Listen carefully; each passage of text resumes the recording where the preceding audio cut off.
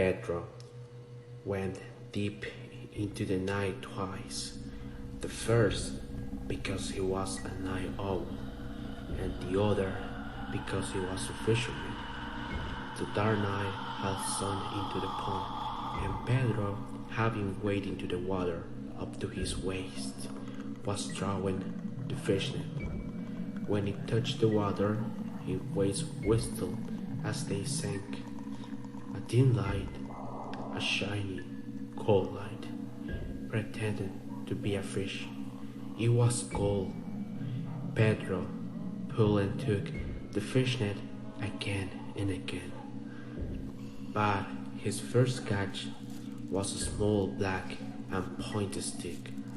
Pedro unraveled it. His patience was in sync with the silence. The leaf stuck on his net also faint small fish, alive and flopping the silver weights were being pulled in.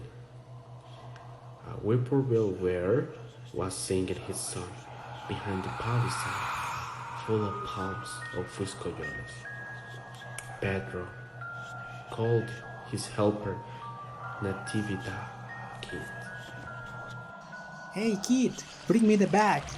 The cipote went into the river and pushing the water ahead of him with his knees, went over towards the fisherman and held out the bag. Hey, are they beating? Yeah, buddy, but just smell fish and whistliness. Maybe it's because it's getting light. Pedro put his hands full of light into the cebadera while looking at the stars with his mouth open. It's almost 4 in the morning. It's cold now. It's for the winds coming off the water. It felt like somebody was blowing on my neck. What? Just now. I can't believe you are scared. I'm scared of the Siwa. You are such a wimp, kid. Who get scared such a worthless crap? The cipote was shaking, partly for the cold, partly for the fear. Let's go, man. I just felt the blow on my neck again. Come on, let's go. Pedro started to grumble as he pulled in the net. Along with the last fish came a feeling of alarm. Don't be such a scaredy cat. I'll never break you again. In the darkness of that night, a few dim stars above reflected on the scales of the fish below, and also from the weaving of the light of the fireflies. Suddenly, a strange noise, strident as the crackle of an old woman, gave electric shocks of fear to the nerves of the fishermen.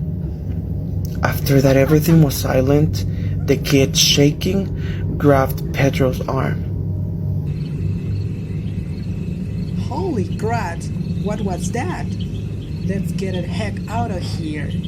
The boy was crying.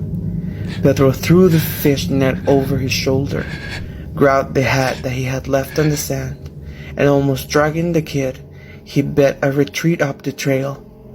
When they reached the plains, the blue yawn of the morning stopped them. It was getting light out. Holy shit, it's light out. The fear had vanished, sweet like a lump of sugar in a bowl of fresh water. They sighed. And you? Do you believe in the Siwa? I don't. Do you? I don't believe in it. If you want, let's go find out what was that. Go, I will wait for it. The kid sat down on a rock and started whistling a song to the dawn. Pedro courageously went down to the river. There was still some remnants of the night in the ravines. He walked towards the river. Over some boulders, he discovered a chilamata tree with a torn limb. It was a big branch. The white core of the tree was now exposed and vomiting ants. When the boy saw him come back, smiling, he asked, What was it? It was a tree that loved that kid.